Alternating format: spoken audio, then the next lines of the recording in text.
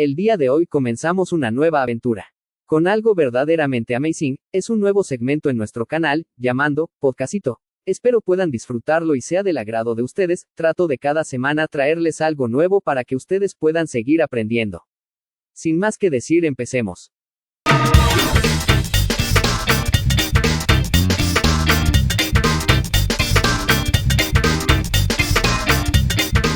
Hi everyone, and welcome back to our podcast. I'm your host, Anna. Today, we have a very special episode. We're going to talk about how the Bible came to our hands. And to help us understand this important topic, we have Michael, a Bible history teacher. Welcome, Michael. Thank you, Anna. I'm happy to be here. So, Michael, many people have Bibles at home, but they don't know the story behind it. Can you tell us where the Bible comes from? Yes, of course. The Bible is not just one book. It's a collection of many books, 66 in total, written over a period of more than 1,500 years by about 40 different authors. Wow, that's incredible. And who were these authors? They were people chosen by God, kings, prophets, fishermen, and even doctors. The Bible has two main parts, the Old Testament and the New Testament. The Old Testament was written before Jesus was born, and the New Testament was written after. So how did these books become one Bible? That's a great question. In the early centuries, the books were copied by hand and passed from one group of believers to another. Church leaders studied these writings and prayed to decide which ones were truly inspired by God. Around the 4th century, the Bible as we know it was officially recognized. That must have been a lot of work. But how did it come to us in our own language? At first, the Bible was written in Hebrew, Aramaic, and Greek. But later, it was translated into Latin. For many years, only church leaders could read it. Then, in the 1500s, people like William Tyndale started translating the Bible into English. He wanted everyone to read it for themselves. So thanks to people like him, we can read the Bible today? Exactly. And now, the Bible has been translated into more than 3,000 languages. It's the most translated and printed book in history. Let's talk about some English versions. What are the most well-known? Sure. In English, we have the King James Version, KJV, which is very classic. Then there's the New International Version, NIV, very modern and clear. Also the ESV, English Standard Version, and the NLT, which is very easy to read. And in Spanish, we have the famous Reina Valera 1960, right? Exactly. They're great for new readers, but not always the best for deep study. That's why it's important to choose a version based on your goal, study, devotion, or outreach.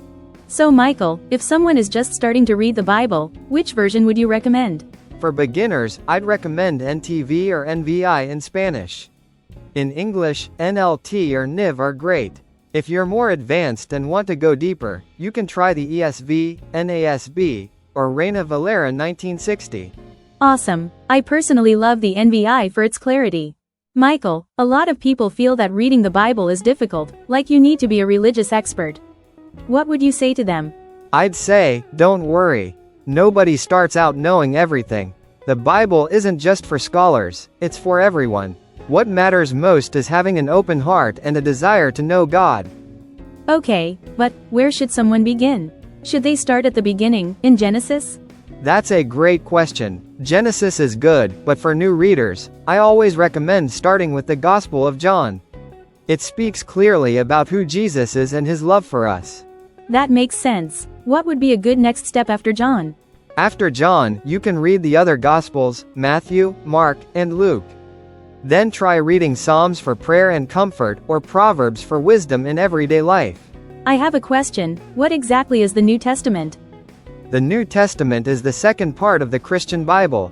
It contains 27 books and focuses on the life, teachings, death, and resurrection of Jesus Christ, as well as the early history of the Christian Church. And why is it called New? Because it represents the new covenant God made with humanity through Jesus. It's different from the Old Testament, which covers God's relationship with Israel before Jesus came. How did it come into existence? Who wrote it? The books were written between 50 and 100 AD by Jesus' apostles or their close companions. They started as letters or oral testimonies, and over time, they were collected into what we now call the New Testament. So it was a process? Exactly. It wasn't all at once. Early Christians began using certain texts in their worship, and eventually, the church recognized which writings were truly inspired and trustworthy. And what are the books that make up the New Testament? There are 27 books, divided into 4 main sections. The Gospels, 4, Matthew, Mark, Luke, and John. These tell the story of Jesus' life, death, and resurrection. Acts of the Apostles, 1, a historical book about the beginning of the Christian church. The Epistles, 21 letters written by apostles like Paul, Peter, James, John, and Jude. Examples: Romans, Corinthians, Galatians, Ephesians, etc.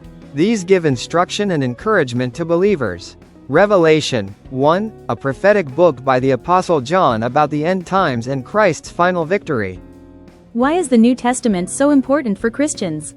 Because this is where we meet Jesus. He is the heart of the Christian faith. The New Testament shows us His love, His teachings, and the hope of salvation and eternal life. Okay, you already told me about the New Testament. But wait a second, what about the Old Testament? What's the deal with that big part of the Bible that comes before Jesus? Explain it to me. Where did it come from? Who wrote it? And how did it end up in the Bible? First things first, the Old Testament is the first main part of the Bible. It has 39 books, in most Protestant Bibles, and was written long before Jesus was born. It includes the story of creation, the lives of people like Abraham, Moses, and David, God's laws, beautiful Psalms and Proverbs, and the messages of the prophets. It's like the foundation of everything that comes after. Here's something cool. It wasn't written by just one person. God used many different authors, over a period of more than 1,000 years. Moses wrote the first 5 books, from Genesis to Deuteronomy. David wrote many of the Psalms. Solomon gave us Proverbs, Ecclesiastes, and Song of Songs, and prophets like Isaiah, Jeremiah, and Daniel wrote what God revealed to them. And what's amazing is that, despite all the different authors and time periods, all of it tells one united story about God, His people, and His plan for salvation. The Old Testament was written mostly in Hebrew, yes, that ancient language that is still spoken in Israel today. But some parts, like in Daniel and Ezra, were written in Aramaic, which was the everyday language of many people back then. Back then, there were no printing presses. So everything was written by hand, usually on scrolls made from animal skins. Scribes carefully copied every word, and if they made a mistake, they often had to start over from scratch. Now here's something really cool.